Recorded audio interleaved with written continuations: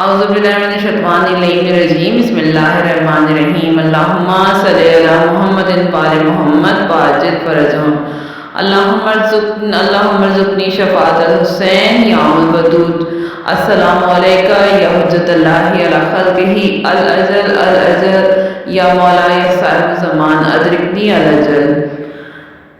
عید الغدیر کے حوالے سے بات کروں تو امام جعفر صادق علیہ السلام فرماتے ہیں کہ غدیر کا دن کیا ہے، غدیر کے دن کی کیا اہمیت ہے۔ اس حوالے سے امام جعفر صادق علیہ السلام فرماتے ہیں کہ غدیر کا دن خدا کی عظیم عید ہے، خدا کی عظیم عید ہے۔ خدا نے کوئی نبی نہیں بھیجا جب تک کہ اس نے اس دن کو عید کے طور پر نہ منایا ہو اور اس روز کی حرمت اور عظمت کو تسلیم نہ کیا ہو۔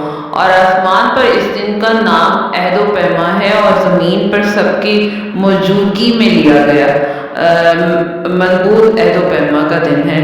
تو کسی نے پوچھا عید غدیر کی عظیم عجیب شان ہے، شان والی عید ہے۔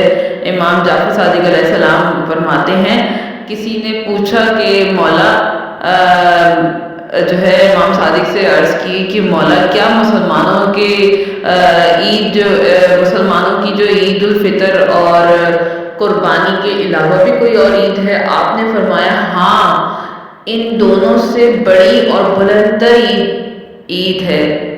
پھر اس نے عرض کیا کہ وہ کون سی عید ہے؟ آپ نے فرمایا جس دن امیر المومنین علی بن ابی طالب مولا کائنات کو لوگوں کا امام منصوب کیا گیا تو امام سے سوال کیا اس نے کہ میں آپ پر قربان ہو جاؤں، اس دن ہم کیا کریں، یعنی غدیر کے دن ہم کیا کریں؟ آپ نے فرمایا روزہ رکھو اور محمد وعلی محمد پر درود زیادہ سے زیادہ بھیجو اور ان پر ظلم کرنے والوں سے بیزاری اختیار کرو، کیونکہ تمام پیغمبروں نے اپنے جانشینوں کو ایسے دن کو کہ جس دن وہ جانشینی کے لیے انتخاب ہوئے عید منانے کا حکم دیا ہے۔